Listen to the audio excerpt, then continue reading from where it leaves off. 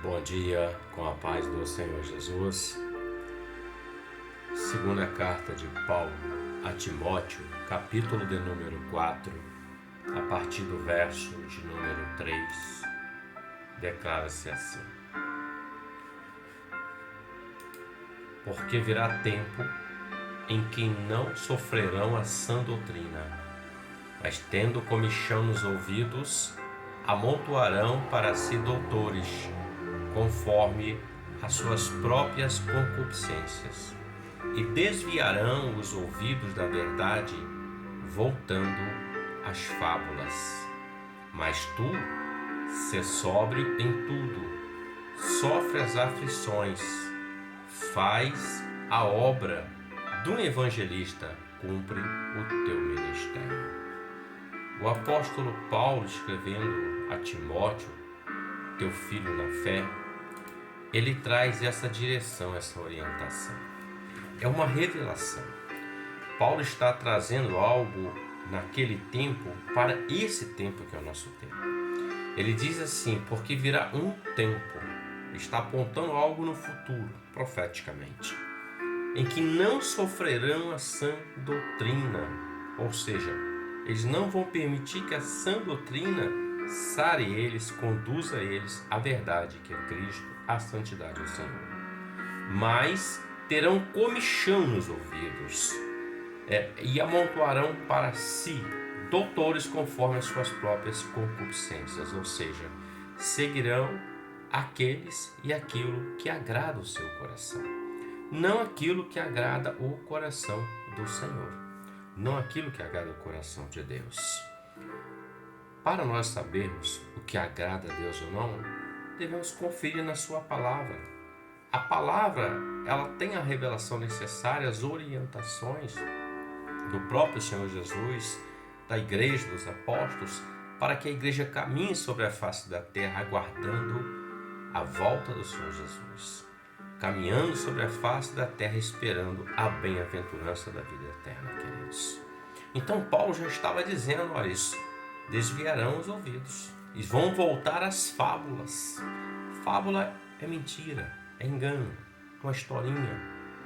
A palavra do Senhor, ela é verdade, ela é escudo, ela é broquel, ela é a orientação de Deus para o homem, para o servo dele, para que o homem caminhe o caminho dele segundo a sua vontade. Voltar à fábula é voltar ao engano, à mentira. É voltar aquelas historinhas que agradam o coração, mas a alma fica vazia.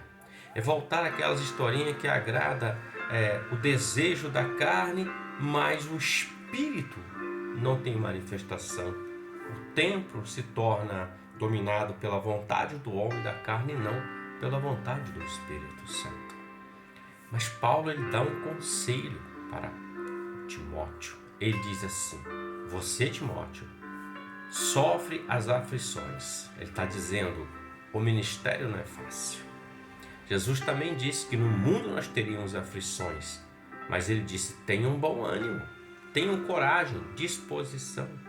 A aflição, meus irmãos, meus amigos, você que está refletindo, ela não dura para sempre. Há um tempo de dificuldades, mas há um tempo de libertação, um tempo de cura, um tempo de novo, um tempo de promessa, um tempo de Deus trabalhar.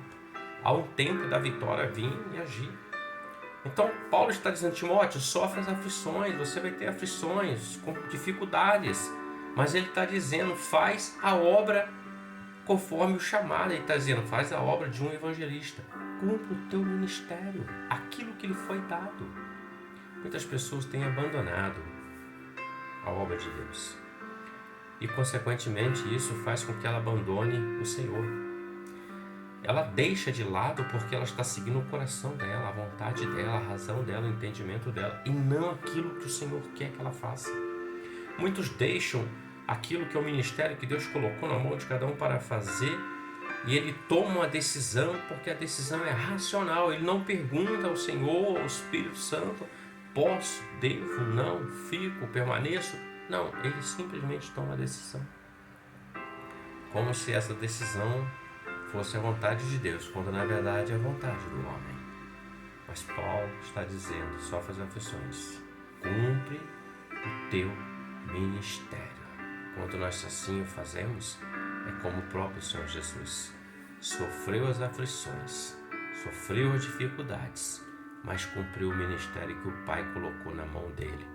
Foi até o Calvário. E no final do cumprimento do ministério, houve o brado, onde ao terceiro dia o Pai o ressuscitou.